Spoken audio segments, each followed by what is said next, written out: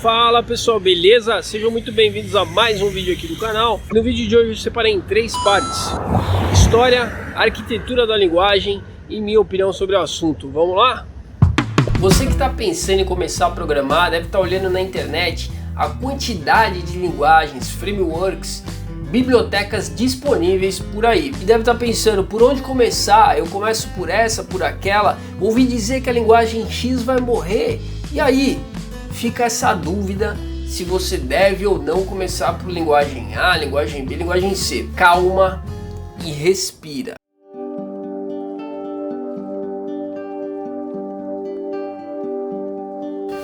Antes de falar das linguagens, eu gostaria de voltar um pouquinho no tempo. Vamos lá?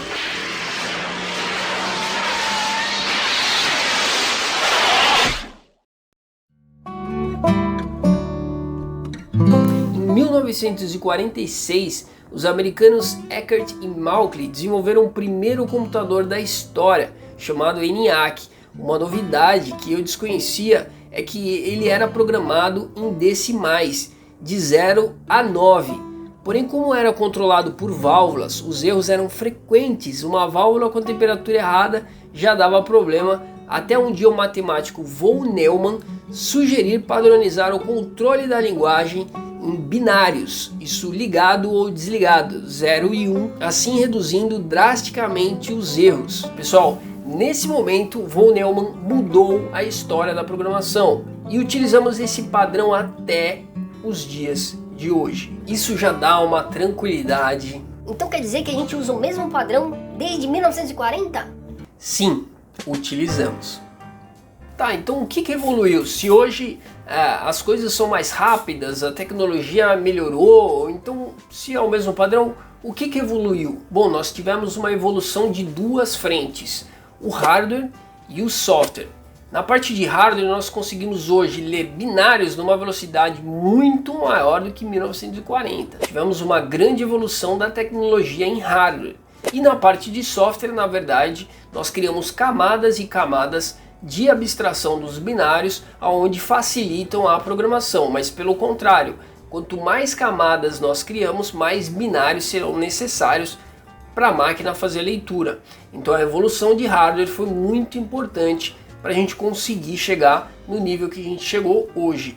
Eu vou mostrar agora para vocês uma imagem onde eu explico mais ou menos os níveis e camadas de linguagens que nós temos atualmente. Vamos lá? Bom, como vocês podem ver, eu montei uma pirâmide do lado esquerdo, onde a gente tem a número 1, a camada base, a linguagem de baixo nível. Nós temos o assembler e os binários, tá? Linguagem de baixo nível. No número 2, um pouquinho acima da pirâmide, a gente tem a linguagem de alto nível, aonde se enquadram a maioria das linguagens que vocês conhecem, como C, Pascal, Java, PHP, Ruby, JavaScript, enfim, N linguagens que nem caberia nessa imagem eu colocar aqui para vocês.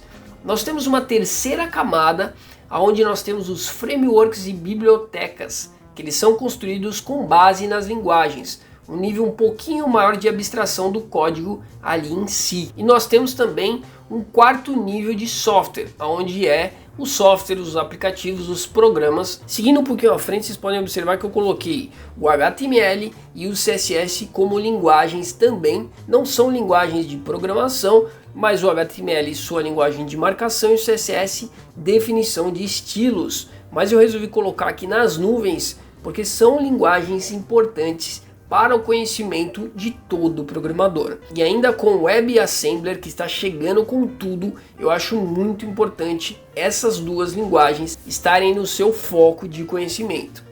No fundo eu entendo essa grande dúvida de qual linguagem começar, mas se a gente for parar para analisar, quase todas as linguagens de programação são muito parecidas.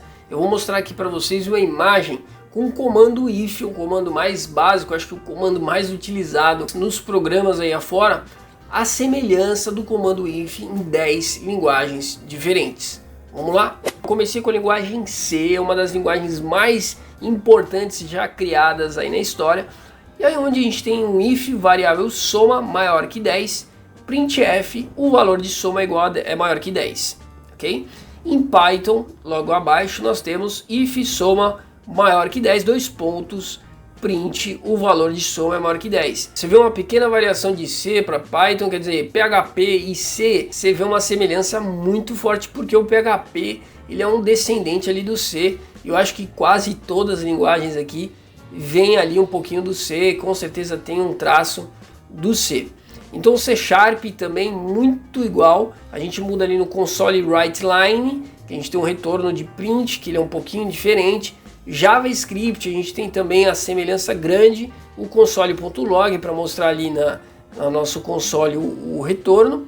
Em Perl a gente tem muito, se você pegar o Perl e pegar o PHP, na verdade são iguais aqui. No caso do PHP e Perl, elas são iguais, não muda nada.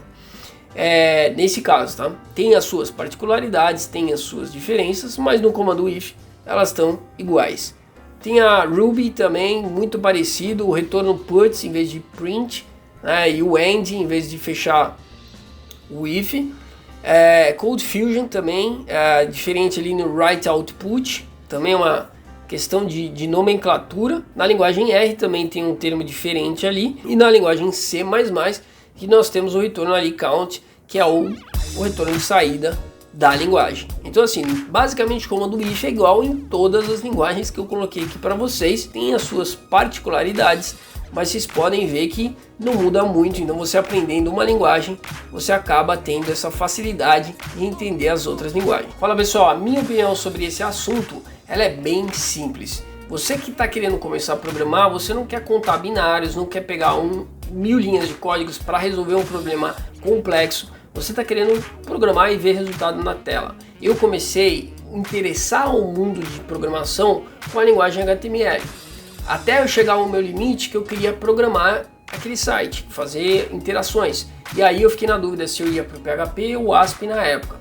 Consultei algumas pessoas e o PHP estava mais em alta. Acabei indo para o PHP. O ASP, que a gente conhecia na época, morreu. Ele acabou virando o .NET, que é hoje em dia conhecido aí no mercado. Muito importante independente da linguagem que você vai começar, como eu mostrei aqui para vocês, esse conhecimento que vocês vão ganhar não vai ser perdido. Vocês vão ganhar esse conhecimento e ele com certeza vai te ajudar no futuro, independente de você mudar ou não de linguagem. Eu acho muito legal você começar com a base do HTML, CSS, que hoje é utilizado em grandes frameworks, desenvolvimento mobile inclusive, e até a arquitetura de indentação do HTML vai te ajudar para a programação no futuro. Mesmo o HTML não sendo uma linguagem de programação, eu acredito que seria ideal para você já ter um conhecimento de interface, para você ter mais interesse em querer aprender, buscar um conhecimento de falar, bom, legal, eu já sei fazer uma página, eu já sei fazer uma interface, agora eu quero fazer interação com o usuário ali, beleza? E claro, a linguagem que está em altíssima agora é o JavaScript, que está sendo utilizado em vários frameworks aí, para desenvolvimento de aplicativos, desenvolvimento de softwares e até mesmo do back-end. Então eu queria deixar uma frase aqui para vocês que, para mim, todo programador ele é muito parecido com um músico, onde ele vai escolher a sua linguagem e o músico vai escolher o seu instrumento para tocar. No final, tudo é música e tudo é programa. Então eu acho o mais importante é você testando alguns instrumentos, testando algumas linguagens, vendo qual aquela que te atraiu mais, que te deu mais vontade de seguir.